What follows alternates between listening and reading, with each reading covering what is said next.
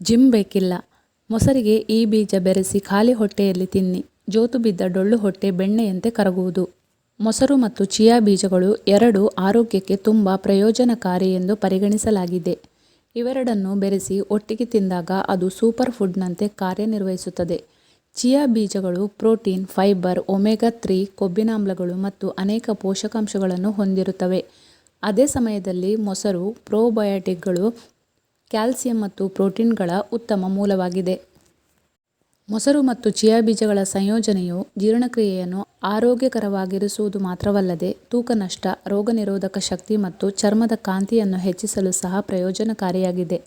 ಜೀರ್ಣಾಂಗ ವ್ಯವಸ್ಥೆಯನ್ನು ಬಲಪಡಿಸುತ್ತದೆ, ತೂಕ ಇಳಿಸಿಕೊಳ್ಳಲು ಸಹಾಯಕ, ಮೂಳೆಗಳನ್ನು ಬಲಪಡಿಸುವಲ್ಲಿ ಸಹಾಯಕ, ರೋಗನಿರೋಧಕ ಶಕ್ತಿಯನ್ನು ಹೆಚ್ಚಿಸುತ್ತದೆ, ಚರ್ಮ ಮತ್ತು ಕೂದಲಿಗೆ ಪ್ರಯೋಜನಕಾರಿ, ದೇಹಕ್ಕೆ ಶಕ್ತಿಯನ್ನು ಒದಗಿಸುತ್ತದೆ, ಮಧುಮೇಹವನ್ನು ನಿಯಂತ್ರಿಸುವುದು.